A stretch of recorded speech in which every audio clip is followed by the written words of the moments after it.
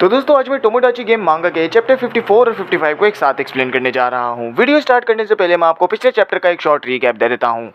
पिछले एपिसोड में हम देखे थे कि यूइची की टीम यहाँ कामिशिरो की टीम के साथ टीम अप कर लेती है, लेकिन यूइची सबको बताता है कि उन्हें उनकी टीम के साथ ज्यादा अटैच नहीं होना है, बस उनका गेम जीतने तक इस्तेमाल करना है। इसके बाद यूइची किसी जरूरी काम के चलते छानबीन करने के लिए यहाँ से निकल जाता है, जिसके जाते ही शिनोमिया हॉलवे में देखता है कि मिशिमा अपनी टीम की एक लड़की को पीट रहा है। बताता है कि उसकी प्रॉपर्टी है और साथ ही उसने यहाँ हॉलवे में लगे कैमरे को भी टोमोडाची गेम के स्टाफ से खरीद लिया है। शिनोमिया उस लड़की को बचाने के लिए मिशिमा से फाइट करता है, पर ये लड़की उसे धोखा देकर उसके पेट पर चाकू मार देती है। यानी ये तो बस मिशिमा की चाल थी और ये सब कामिशिरो का प्लान था। लेकिन शिनोमिया इससे मरता नहीं, जहाँ उसे 2 दिन बाद होश आता है। वो यूतरी से मिलने जाता है, लेकिन जान पाता है कि मिशिमा ने उसे किसी तरह तो अपने झांसे में फंसा लिया है और सभी लोगों को यकीन भी दिला दिया है कि मिशिमा और शिनोमिया के बीच यहाँ एक फिस्ट फाइट हुई थी। पर शिनोमिया हारने के बाद से यहाँ अपने पैसे देने के लिए तैयार नहीं था और अपने आप को ही चाकू मार यहाँ अपने आप को बेहोश कर लिया था ताकि उसे पेमेंट ना देनी पड़े, जिसके चलते यूतरी ने अपने आप को सेक्रीफाइस किया है। जहाँ अब यूतरी मिशिमा की प्रॉपर्टी है, जिसके साथ वो जो चाहे वो कर सकता है। और वही हमारा पिछला चैप्टर खत्म हो गया था। अगर आप वो पिछली वीडियो देखना चाहते हैं तो वीडियो के एंड में दी गई प्लेलिस्ट चेकआउट कर सकते हैं। तो चलिए बिना किसी देरी के अपनी आज की वीडियो को स्टार्ट करते हैं। चैप्टर की शुरुआत उसी सीन से होती है जहाँ मिशिमा कहता है कि अगर वो यूतरी के साथ रात स्पेंड करना चाहता है तो वो 10 मिलियन के लिए उसे वो एक रात के लिए दे देगा। इसी दौरान शिनोमिया को अपना पास्ट याद आता है, जहाँ बानरी को पता चला था कि शिनोमिया ने आज फिर से फाइट करी है। शिनोमिया बताता है कि 4 लोग बहुत ज्यादा कर रहे थे तो मैंने उनकी धुलाई कर दी। बानरी कहता है कि वो मिडिल स्कूल में है इसलिए उसे ये सब नहीं करना चाहिए, लेकिन शिनोमिया बताता है कि वो सभी इडियट्स थे जिन्हें सबक सिखाना जरूरी था। बानरी सुन कहता है कि जब वो मिडिल स्कूल से ग्रेजुएट कर जाए तो उसे मेरा हाई स्कूल ज्वाइन करना चाहिए, क्योंकि वहाँ पर वो कुछ ऐसे लोगों से मिल पाएगा जो कि काफी इंटरेस्टिंग है। कुछ टाइम बाद शिनोमिया ऐसा ही करता है और हाई स्कूल में एडमिशन लेकर यहाँ बास्केटबॉल क्लब को ज्वाइन करता है। शुरुआत में तो उसे लगता है कि बास्केटबॉल का हर एक मेंबर उससे नफरत करता है, लेकिन फिर एक दिन जब 4 मिडिल स्कूल के वही पुराने लड़के उससे वापस से बदला लेने के लिए आते हैं तो क्लब के सभी लोग उन चारों को यहाँ से भगा देते हैं। कहते हैं कि शिनोमिया हमारा दोस्त है और अगर उन्होंने उससे पंगा लिया तो वो उसे छोड़ेंगे नहीं। शिनोमिया सुन खुश होता है और ये पहली मर्तबा था कि उसने इतने सारे दोस्त बना लिए थे। और फिर स्कूल खत्म होने के बाद बानरी सवाल करता है कि उसे कैसा लगा, जहाँ शिनोमिया बताता है कि इस स्कूल में बहुत से डिफरेंट तरीके के इडियट्स हैं, लेकिन इनमें से कुछ अच्छे इडियट्स भी हैं। और फिर वो बानरी से सवाल करता है कि अगर वो किसी दिन एक ऐसे इडियट से टकराए जो कि काफी ज्यादा खतरनाक हो तो उसे क्या करना चाहिए, जहाँ बानरी कहता है कि फिर उसके पास पूरी इजाजत है कि वो उसे मुक्का मार सकता है। और फिर सीन कट होकर प्रेजेंट टाइम में आता है, जहाँ शिनोमिया कहता है कि आज मेरे सामने वही खतरनाक इडियट खड़ा है तो चलो इसे सबक सिखाया जाए। सीन कट होकर टोमोडाची गेम के स्टाफ पर आता है, जिनके जरिए हम जान पाते हैं कि मिशिमा बहुत सारे क्लब का मालिक है और अपने साथ काम करने वाले सभी लोगों को अपनी प्रॉपर्टी या फिर खिलौना बुलाता है और उनके साथ तब तक खेलता है जब तक वो पूरी तरीके से खत्म नहीं हो जाते। और इसी का इस्तेमाल वो अपने अपोनेंट्स को गुस्सा दिलाने के लिए भी करता है और उनके साथ पूरी तरीके से खेलता है। यानी कि एक तरीके से शिनोमिया अब उसके ट्रैप में फंस गया है, जिसे वो यूतरी के चलते अपनी उंगलियों पर नचा सकता है। लेकिन शिनोमिया हार मानने वालों में से नहीं। कहता है कि आखिर मुझे जरा फिर से बताना कि हमने किस तरीके की गैम्बलिंग करी थी। जहाँ मिशिमा बताता है कि तुमने फिस्ट फाइट का सजेस्ट किया था और काफी अच्छी टक्कर दी थी, तुमने मेरी नाक तक फोड़ दी थी और साथ ही डिसाइड हुआ था कि हारने वाला जीतने वाली टीम का यहाँ होस्टेज बन जाएगा, पर क्योंकि तुम अपने आप को जख्मी कर लिए थे तो तुम्हारी जगह यूतरी होस्टेज बनने के लिए मान गई। शिनोमिया कहता है कि झूठ बोलना बंद करो, जिस पर मिशिमा कहता है कि क्या तुम्हारे पास प्रूफ है, जिस पर शिनोमिया कहता है कि अगर तुम उस लड़की को बुला लो तो मैं साबित कर सकता हूँ कि उसी लड़की ने मुझे यहाँ स्टैप किया था। लेकिन मिशिमा बताता है कि वो लड़की नहीं आ सकती क्योंकि मैंने उसे ऑलरेडी बेच दिया है, जिसके चलते तुम्हारे पास कोई प्रूफ नहीं है, पर मेरे पास प्रूफ है। अगर तुम अपनी जेब में चेक करो तो तुम्हारे पास एक पॉकेट नाइफ रखी होगी जिसका इस्तेमाल कर तुमने अपने आप को जख्मी किया है। और शिनोमिया जब अपनी पॉकेट में देखता है तो सच में एक पॉकेट नाइफ निकलती है, जिसे देख वो शॉक हो जाता है। शिनोमिया फिर मनाबू से पूछता है कि कहीं वो मिशिमा पर यकीन तो नहीं कर रहा है, जिस पर मनाबू कहता है कि मुझे दोनों की बातें समझ नहीं आ रही क्योंकि तुम दोनों के पास कोई वैलिड प्रूफ नहीं है। और तभी एंट्री होती है कामिशिरो की। बताता है कि मैं इनकी फाइट का विटनेस हूँ, यानी कि मैंने इनकी फाइट होते हुए देखी है, जहाँ मिशिमा उस फाइट को जीत गया था और शिनोमिया उसका हॉस्टेज नहीं बनना चाहता था तो अपने आप को जख्मी कर बेहोश कर लिया था। शिनोमिया ये देख उसका कॉलर पकड़ लेता है, कहता है कि तुम वहाँ इसलिए थे क्योंकि तुम यहाँ मिशिमा को सपोर्ट कर रहे थे और उसके साथ टीम अप किए हुए थे। लेकिन तभी यूतरी शिनोमिया को रोकती है, कहती है कि ये सब कामिशिरो की वजह से पॉसिबल हो पाया है। कामिशिरो अब भी हमारा टीममेट है और जब तुम अपने आप को चाकू मार अपने आप को जख्मी कर लिए थे तो मरने ही वाले थे, जहाँ कामिशिरो के डिसीजन के चलते मैंने तुम्हारी जगह हॉस्टेज बनने का डिसाइड किया और मिशिमा को मनाने में कामिशिरो ने मेरी काफी मदद करी। ये सब सुन मनाबू कहता है कि डिसाइड हो चुका है, उस फाइट को टोटली मिशिमा जीता था। और क्योंकि शिनोमिया की टीम की मेंबर यूतरी इस बात से एग्री कर रही है तो यानी शिनोमिया झूठ बोल रहा था। ये सुन शिनोमिया पूरी तरीके से शॉक हो जाता है क्योंकि वो अपने आप को जीनियस कहता चाहता था, लेकिन आज वो पहली मर्तबा कोई आर्गुमेंट हार गया था। मिशिमा फिर यहाँ शिनोमिया को चिढ़ाने लगता है, कहता है कि देखो मैंने एक जीनियस को काफी अच्छे से बेवकूफ बनाया और उसकी सभी लोगों के सामने बेइज्जती भी करवा दी, तो बताओ तुम मेरे साथ एक और फिस्ट फाइट का राउंड करना चाहोगे। जिस पर शिनोमिया उसके चैलेंज को एक्सेप्ट कर लेता है और मिशिमा ये सुन खुश होता है, सोचता है कि वो तो काफी बड़ा बेवकूफ निकला क्योंकि उसने अब तक रियलाइज नहीं किया है कि वो जख्मी हो रखा है, जिसके चलते उसके फिस्ट फाइट जीतने के चांसेस काफी ज्यादा कम है। ये लोग फिर फिस्ट फाइट को स्टार्ट करते हैं, जहाँ मिशिमा 2 सर्कल्स ड्रॉ करता है। बताता है कि रूल्स पिछले मर्तबा की तरह ही सेम है, हम दोनों बारी बारी एक दूसरे को पंच करेंगे और जो भी अपने सर्कल से पहले निकलेगा वो हार जाएगा। और क्योंकि इस मर्तबा हमारे पास ऑडियंस भी है तो तुम यहाँ मरने की एक्टिंग करके यहाँ किसी भी तरीके की चीटिंग नहीं कर सकते। लेकिन गेम स्टार्ट करने से पहले मिशिमा ये भी बताता है कि अगर शिनोमिया इस गेम को जीतता है तो वो यहाँ यूतोरी को ले सकता है, लेकिन अगर वो ये गेम हारता है तो उसे अपनी टीम के सारे पैसे और जितना भी खाना उनके पास मौजूद है वो सब मेरे हवाले करना होगा। शिनोमिया उसकी कंडीशंस को एक्सेप्ट करता है और फिस्ट फाइट स्टार्ट होती है, जहाँ सबसे पहली बारी यहाँ मिशिमा को मिलती है, जहाँ मिशिमा उसे एक जोरदार मुक्का मारता है जिसे देख सभी लोग शॉक हो जाते हैं। पर शिनोमिया अभी भी अपने सर्कल के अंदर खड़ा था, जिसको देख यहाँ मिशिमा उसकी तारीफ करता है। अब अगली बारी यहाँ शिनोमिया की होती है, पर हाइट को कंसीडर किया जाए तो शिनोमिया का पंच यहाँ मिशिमा के फेस तक पहुंचेगा ही नहीं और सिर्फ फेस पर मुक्का मारकर इस गेम को जल्दी से एंड किया जा सकता था। शिनोमिया भी फिर कहता है कि वो जरूर सोच रहा होगा कि मैं उसके फेस पर पंच मार ही नहीं पाऊंगा, लेकिन मुझे तुम्हारी एक और वीकनेस नजर आ रही है, वो है तुम्हारा मेन पार्ट। और ये कहकर ही वो यहाँ उसकी टांगों के बीच में एक मुक्का मारता है, लेकिन 3 ही सेकंड में वो रियलाइज करता है कि उसकी उंगलियां ही यहाँ चटक गई हैं, जिस पर मिशिमा उसे बेवकूफ बुलाता है। कहता है कि मैं जानता था कि तुम ऐसा करोगे, जिसके चलते मैंने यहाँ अपने मेन पार्ट पर एक आयरन प्लेट लगा रखी है। और फिर बारी जाती है मिशिमा की, जहाँ मिशिमा उसे एक मुक्का मारता है, पर वो पिछली मर्तबा की तरह जोरदार नहीं था, जिसके चलते शिनोमिया सर्कल से बाहर नहीं गिरता। ये देख शियो शॉक होती है क्योंकि मिशिमा ये मैच डेफिनेटली जीत सकता था, लेकिन ये बताता है कि जैसा कि मैंने कहा था कि मिशिमा अपने खिलौनों के साथ खेलता है और इस कंडीशन में मिशिमा का खिलौना यहाँ यूतोरी नहीं बल्कि शिनोमिया है, जिसके साथ वो आखिर तक खेलेगा और उसे बार बार मुक्के मारेगा। और वो ऐसा तब तक करेगा जब तक वो अपनी पसंद की लड़की को इंप्रेस ना कर ले। सीन कट होकर मिशिमा पर आता है, जहाँ मिशिमा शिनोमिया को बहुत सारे मुक्के मार चुका था, पर अभी तक वो सर्कल के अंदर से नहीं गिरा था। और पर शिनोमिया के अंदर इतनी ताकत नहीं कि वो उसे एक जोरदार मुक्का मार सके। यूतोरी इस पॉइंट पर रोने लगी थी, कहती है कि शिनोमिया को क्विट कर लेना चाहिए और बाकी सभी लोग यहाँ देख काफी ज्यादा शौक हो रखे थे। मिशिमा भी यहाँ शिनोमिया की तारीफ करता है, लेकिन अब वो बोर हो चुका है, जिसके चलते वो अपनी पूरी ताकत का इस्तेमाल कर यहाँ उस पर एक जोरदार पंच मारेगा, जिससे वो सर्कल से बाहर जा गिरेगा। लेकिन शिनोमिया कहीं मर न जाए, इसलिए इस मर्तबा वो उसे डिफेंड करने की इजाजत दे देता है। शिनोमिया फिर अपने हाथ मुंह पर रख लेता है, जहाँ मिशिमा उसके मुंह पर अटैक करने के बजाय उस जगह पर अटैक करता है जहाँ उसे स्टैब किया गया था। लेकिन टच होने से पहले ही मिशिमा को यहाँ दर्द होने लगता है और वो देखता है कि उसकी एक उंगली कट चुकी थी। ये देख मिशिमा पूरी तरीके से शॉक हो जाता है, क्योंकि शिनोमिया ने अपने दिमाग के चलते उसके मूव्स को रीड कर लिया था और वो जानता था कि वो वहीं अटैक करेगा। और जब वो पूछता है तो शिनोमिया बताता है कि तुम ही ने कहा था कि मैं अपने आप को डिफेंड कर सकता हूँ, जहाँ मैंने उसी पॉकेट नाइफ का इस्तेमाल किया जो कि मेरी जेब में रखी थी। और अब इसके लिए तुम मुझे डरपोक नहीं बुला सकते, क्योंकि तुमने भी यहाँ अपने मेन पार्ट को प्रोटेक्ट करने के लिए आयरन प्लेट का इस्तेमाल किया था। और साथ ही अब पंच मारने की बारी मेरी है, तो तैयार हो जाओ, क्योंकि मैं काफी वक्त से इसका इंतजार कर रहा हूँ कि कब तुम्हारा मुंह मेरे मुक्के के करीब होगा। ये सुन मिशिमा कहता है कि मजाक मत करो, क्योंकि तुम्हारा सिर्फ चाकू पकड़ने से ही हाथ कपकपा रहा है, तो आखिर तुम मुझे कैसे मुक्का मारोगे। जिस पर शिनोमिया उसे काफी जोरदार मुक्का मारता है और मिशिमा तुरंत ही सर्कल से बाहर गिर जाता है। शिनोमिया मिशिमा को इडियट बुलाता है, कहता है कि हाथ कपकपाने की वो तो बस यहाँ एक्टिंग कर रहा था ताकि वो अपना गार्ड डाउन करते हैं। और ये देख मिशिमा पूरी तरीके से शॉक हो जाता है, यानी कि शिनोमिया का हर एक मूव कैलकुलेटेड था। शिनोमिया भी मिशिमा को बताता है कि 2 चीजें जिन्हें मुझे सबसे ज्यादा नफरत है, उनमें से सेकंड इडियट्स हैं। जिस पर मिशिमा उससे पहली चीज के बारे में पूछता है तो शिनोमिया बताता है कि पहली चीज जिससे मुझे सबसे ज्यादा नफरत है वो है तुम जैसा इडियट, जो कि काफी जज्बाती हो जाता है। मिशिमा ये सुन काफी गुस्सा हो जाता है और शिनोमिया को पीटने के लिए उसे एक और राउंड के लिए चैलेंज करता है। बताता है कि हम लोगों के बीच टाई हो गया है, क्योंकि एक जीत और एक हार हो चुकी है। और जब मनाबू इन्हें रोकने की कोशिश करता है कि राउंड ऑलरेडी खत्म हो चुका है, तो मिशिमा कहता है कि शिनोमिया एक जीनियस है जो कि मेरे साथ अगला राउंड खेलने के लिए तैयार हो जाएगा, और उस अगले राउंड में मैं उसे एक ही पंच मार पूरी तरीके से खत्म कर दूंगा। सभी लोग जानते थे कि अगर शिनोमिया के जीनियस होने पर कोई सवाल उठे तो वो काफी गुस्सा हो जाता है और शायद वो उसके चैलेंज को एक्सेप्ट भी कर ले, और इसके चलते यूतोरी उसे रोकने की कोशिश करती है। और तभी यहाँ पर यूइची की एंट्री हो जाती है, जो कि शिनोमिया को यूतोरी को बचाने के लिए थैंक यू कहता है कि मैं काफी लेट हो गया, पर तुमने काफी अच्छा काम किया और मेरा भरोसा जीत लिया है। शिनोमिया कहता है कि वो इतना अच्छे से इसलिए जीत पाया क्योंकि वो एक बार यूची से हार गया था, और बार्नी ने उसे एक मर्तबा बताया था कि जब वो किसी से हारेगा तो वो हार उसके लिए काफी बड़ी जीत बनेगी। यूची ये सुन उसके लिए खुश होता है और उसे आराम करने के लिए कहता है। बताता है कि अब से सब कुछ मैं संभाल लूंगा। वो भी मिशिमा के पास पहुंच कहता है कि चलो शिनोमिया के बदले मैं तुमसे फाइट करने के लिए तैयार हूँ, तो चलो एक और राउंड हो जाए, क्योंकि भले ही मैं गैम्बलिंग में कितना भी बुरा हूँ, मुझे पूरा यकीन है कि मैं तुमसे फिस्ट फाइट में जीत सकता हूँ। ये सुन मिशिमा चिल्लाते हुए कहता है कि ये फाइट मेरे और शिनोमिया के बीच में है, तो तुम बीच में ना आओ। लेकिन यूची कहता है कि तुमने मेरी टीम वालों से पंगा लिया है, और अगर हमारा टीममेट अभी पार्टिसिपेट करने की हालत में नहीं है तो हम टीममेट को एक्सचेंज कर सकते हैं, ये तुमने प्रूव कर दिया है, क्योंकि तुम शिनोमिया के बदले यूतोरी को एज अ हॉस्टेज रख लिए थे। और अगर तुम रूल्स को बुलाकर अभी भी मुझसे फाइट करना चाहते हो तो मैं तुम्हें इतना बता दूं कि अगर रूल्स नहीं होंगे तो मैं तुम्हारी काफी बुरी हालत कर सकता हूँ। ये सुन मिशिमा उस पर हंसने लगता है, कहता है कि अगर वो चाहे तो पूरी कोशिश कर सकता है, पर मेरा कुछ नहीं बिगाड़ पाएगा, क्योंकि पोकर गेम के दौरान वो जान गया था कि यूची कितना बेकार बंदा है और शिनोमिया के आगे तो वो कुछ नहीं है। ये सुन यूची भी उसकी बात से एग्री करता है, कहता है कि मैं शिनोमिया जितना स्मार्ट नहीं पर उसके जितना चालाक जरूर हूँ, मैं बेकार बिल्कुल नहीं हूँ, क्योंकि इन 3 दिनों के अंदर तुम जानते भी हो मैंने क्या किया है। मैंने इस शिप के अंदर एक बॉम्ब लगा दिया है, जहाँ मेरी चुटकी बजाते ही ये पूरी शिप पूरी तरीके से तबाह हो जाएगी। ये सुन सभी लोग शौक होते हैं और मिशिमा उस पर हंसने लगता है कि इससे अच्छा झूठ नहीं बोल सकते थे, बताओ तो तुम्हारे पास प्रूफ क्या है। जिस पर यूची अपनी चुटकी बजाता है तो शिप की सारी लाइटें चली जाती है। मिशिमा देख टेंशन में आ जाता है कि कहीं शिप में बॉम्ब तो नहीं लगा हुआ, जिस पर यूची तभी उसकी गर्दन पे चाकू रख कहता है कि तुम एक स्मॉल फ्राई हो जिसे मैं जब चाहे मार सकता हूँ, और क्योंकि अभी अंधेरा हो रखा है तो तुम्हारे फेवरेट प्रूफ तुम्हारे किसी काम नहीं आने वाला, क्योंकि यहाँ कोई विटनेस नहीं है और कोई कुछ नहीं देख सकता। ये देख मिशिमा के तो होश ही उड़ जाते हैं, जहाँ यूची फिर उससे पूछता है कि क्या वो अब भी इस गेम को कंटिन्यू करना चाहता है, कि ऐसा गेम जहाँ कोई रूल्स नहीं है, जिस पर मिशिमा मना कर देता है। शिप्स की लाइट फिर तुरंत ही ऑन हो जाती है और सभी लोग ये देख समझ पाते हैं कि शायद यूची ब्लफ कर रहा था। और इसी दौरान काइडो भी यहाँ आ चुका होता है और सभी टीम के सभी मेंबर्स यहाँ मौजूद होते हैं। तो यूची एक प्रपोजल रखता है कि गेम में किसी तरीके का रूल होना चाहिए। मिशिमा भी उसकी बात से एग्री करता है, क्योंकि वो यूची से डरा हुआ था। और मिशिमा को देखते हुए कामिशिरो और काइडो भी एग्री करते हैं। यूजी फिर प्रपोज करता है कि हम लोगों को कोई भी गेम शुरू होने से पहले एक एग्रीमेंट बनाना होगा। एग्रीमेंट पर सभी रूल्स मौजूद होंगे कि आखिर गेम को जीतने की क्या क्या कंडीशंस होंगी और जीतने पर क्या मिलेगा और हारने पर क्या मिलेगा। जिन दो पार्टीज के दरमियान गैम्बलिंग होगी तो उनके दरमियान एक कॉन्ट्रैक्ट बनाया जाएगा और दोनों ही पार्टीज को उस पर साइन करना होगा और जो भी उस कॉन्ट्रैक्ट को तोड़ने की कोशिश करेगा उसे 1 बिलियन येन की पेनल्टी भरनी पड़ेगी। पेनल्टी ज्यादा इसलिए है ताकि कोई इस रूल को तोड़े ना। और तभी कामिशिरो सवाल करता है कि क्या हो अगर हम बिना कॉन्ट्रैक्ट बनाए ही कोई गेम खेल रहे हैं, जिस पर यूइची बताता है कि अगर तुम गेम हार भी जाते हो तो तुम्हें कुछ देने की जरूरत नहीं क्योंकि सामने वाले के पास कोई प्रूफ नहीं होगा। सभी लोग कॉन्ट्रैक्ट वाले रूल को एक्सेप्ट करते हैं जहां यूइची तुरंत ही एक कॉन्ट्रैक्ट एग्रीमेंट बनाता है जिस पर सभी पार्टी के लोग साइन कर देते हैं कि अब से गेम स्टार्ट होने से पहले दोनों ही पार्टी से कॉन्ट्रैक्ट बनाएंगी जिस पर गेम के रूल्स और जीतने की कंडीशंस लिखी होगी और दोनों ही पार्टीज उस पर साइन करेगी। जो भी कॉन्ट्रैक्ट को तोड़ेगा उसे 1 बिलियन येन की पेनल्टी भरनी पड़ेगी। और साथ ही वो मिशिमा को पॉइंट आउट करते हुए कहता है कि अगर तुम्हारी टीम के किसी मेंबर ने भी रूल को तोड़ने की कोशिश करी तो एग्रीमेंट के मुताबिक पूरी ही टीम को यहाँ 1 बिलियन येन का फाइन भरना पड़ेगा। सभी लोग इससे एग्री करते हैं जहाँ यूइची फिर कामिशिरो के पास पहुंच कहता है कि मैंने सुना कि तुमने यूतोरी का काफी अच्छा ख्याल रखा पर अब से तुम्हें यूतोरी के करीब रहने की भी जरूरत नहीं क्योंकि अब मैं आ गया हूँ तो मैं उसका ख्याल अच्छे से रख लूंगा। ये कहने के बाद ये लोग यहाँ से चले जाते हैं। जिनके जाने के बाद मिशिमा काफी गुस्सा होता है और कामिशिरो के पूछने पर वो बताता है कि यूइची की टीम के पास अब इतने पैसे हैं कि वो बिना किसी से गैम्बल किए ही इस गेम को आराम से क्लियर कर सकते हैं। लेकिन कामिशिरो बताता है कि ऐसा नहीं है। अगर तुम स्कोर बोर्डिंग को देखो तो तुम देखोगे कि यहाँ यूइची के पैसे कम हो रखे हैं और काइडो के पैसे बढ़ रखे हैं। यानी कि यूइची की टीम के पास इतने पैसे नहीं कि उनकी टीम के सभी लोग इस गेम को क्लियर कर सकें और यूइची वो पैसे काइडो को जरूर इसीलिए दिया होगा क्योंकि काइडो के चलते ही शिनोमी की जान बच पाई थी और जरूर यूइची ने कुछ पैसों का इस्तेमाल अचानक से 5 सेकंड तक के लिए लाइट बंद करने के लिए भी किया होगा। ये सुन मिशिमा एक्साइटेड होने लगता है क्योंकि अब यूइची को पैसे हासिल करने के लिए वापस से गैम्बल करना होगा और वो उसके साथ अगली गैम्बलिंग करने का डिसाइड करता है। लेकिन कामिशिरो उसे रोकता है, कहता है कि अगला राउंड मैं उसके साथ खेलूंगा। लेकिन मिशिमा कहता है कि वो यूइची से नहीं जीत पाएगा जिस पर कामिशिरो बताता है कि मैं यूइची से हेड ऑन फाइट करने ही नहीं वाला। जिसमें मिशिमा पूछता है कि शिरोमिया तो बेहोश पड़ा है और वो यूतोरी के करीब उसे पहुंचने नहीं देगा तो वो आखिर किस तरह उससे हेड ऑन फाइट ना करने का इरादा रखता है। जिस पर कामिशिरो बताता है कि यूतोरी ही मेरी जीत बनेगी क्योंकि मैं अपनी गॉड साई की मदद से देख सकता हूँ कि यूतोरी के पास मुझे जाने की जरूरत नहीं बल्कि वो खुद चलकर अपनी मर्जी से मेरे पास आएगी। मिशिमा भी ये सुन थोड़ा कंफ्यूज होता है और फिर शियो जानने की कोशिश करती है कि आखिर ये कामिशिरो है कौन। फिर ये बताता है कि कामिशिरो एक रिलीजन ग्रुप का फाउंडर है जहाँ वो अपनी गॉड साई के चलते बहुत से लोगों की मदद किया है और बहुत से लोग उसके फॉलोअर्स बनकर अपनी सारी प्रॉपर्टी और जायदाद पैसे सभी उसके नाम कर दिए हैं। और अगर यूतोरी भी उसकी फॉलोअर बन गई है तो अपनी टीम के सारे ही पैसे और अपने सारे दोस्तों को उसके नाम कर देगी। लेकिन शियो कहती है कि ऐसा बिल्कुल नहीं है। वो यूतोरी को काफी टाइम से जानती है और जानती है कि वो ऐसा नहीं करेगी। अगले सीन में हम यूची को देखते हैं जो कि शिनोमी के पास बैठा था। देखता है कि उसे काफी बुखार हो रखा है और इसलिए उसे कुछ देर तक आराम करना होगा। यूतोरी पूछते है कि वो शिनोमी के साथ क्या करने वाला है, क्या वो उसे अबेंडन कर देगा। जिस पर यूची कहता है कि मैंने उसे अबेंडन करने का जरूर कहा था पर क्योंकि उसने हमारी काफी मदद करी है तो अब से वो हमारा दोस्त बन गया है। लेकिन अभी शिनोमी से ज्यादा फिक्र मुझे तुम्हारी हो रही है क्योंकि तुम 2 दिन से मिशिमा के हाथों में थी। क्या मिशिमा ने तुम्हारे साथ कुछ किया? जिस पर यूतोरी मना करती है और अगर उसे भरोसा नहीं तो कहती है कि तुम मेरी बॉडी को चेक कर सकते हो। यूची चिल्लाता हुआ कहता है कि मुझसे इस तरीके का मजाक मत करो और जल्द से जल्द कपड़े बदल लो। कपड़े बदलने के बाद यूतोरी पूछते है कि अब हमें क्या करना चाहिए। जहाँ यूची बताता है कि हमें अभी 20 बिलियन की जरूरत है अगर हमें इस गेम को क्लियर करना है और मैं जानता हूँ कि मैं कोई भी गैम्बल नहीं जीत पाऊंगा इसलिए मुझे तुम्हारी मदद की जरूरत है। वो फिर उस अपना एक प्लान बताता है और फिर ये लोग आराम करने लगते हैं और सो जाते हैं। रात होने पर जब यूची और शिनोमिया सो चुके थे तो यूतोरी यहाँ उठकर सीधा कामिशिरो के कमरे में जाती है जहाँ कामिशिरो का एक फॉलोअर उसे बताता है कि कामिशिरो आपका कब से इंतजार कर रहे थे। यूतोरी अंदर पहुंचती है और कामिशिरो कहता है कि मैं जानता था कि तुम जरूर आओगी। जहाँ यूतोरी कहती है कि आना तो बनता ही था क्योंकि उनके एडवाइस के चलते वो यूची के काफी करीब आ पा रही है और बहुत जल्द वो दोस्तों से काफी बढ़कर होंगे। वो फिर यहाँ यूची के प्लान के बारे में कामिशिरो को बता देती है कि कल वो उसके साथ एक गैम्बल करेगा और गैम्बल के दौरान चीटिंग करने की कोशिश करेगा। शियो ये देख शौक होती है जहाँ ये बताता है कि वो काफी टाइम से इस पर काम कर रहा है और वो जानता था कि यूतोरी के साथ ऐसा ही होगा। यानी कि जो अगला गेम इनके साथ होने वाला है वो पूरी तरीके से यूतोरी के एक्शंस पर डिपेंड करेगा कि कौन आखिर उस गेम को जीतेगा। और फिर अगले दिन यूची यहाँ कामिशिरो के पास पहुंच कहता है कि मैं तुम्हें एक गैम्बल के लिए चैलेंज करने के लिए आया हूँ लेकिन मैं जानता हूँ कि तुम्हें पता ही होगा क्योंकि तुम्हारे पास गॉड्स आई और तुम फ्यूचर देख सकते हो। जिस पर कामिशिरो कहता है कि हाँ मैं कल से ही जानता था इस बारे में और मैं तुम्हारे साथ खेलने के लिए भी तैयार हूँ। और यही हमारा चैप्टर एंड हो जाता है। अब इस मांगा में आगे क्या होने वाला है वो आपको अगली वीडियो में पता चलेगा। बाकी वीडियो अच्छी लगी हो तो लाइक जरूर कीजिएगा।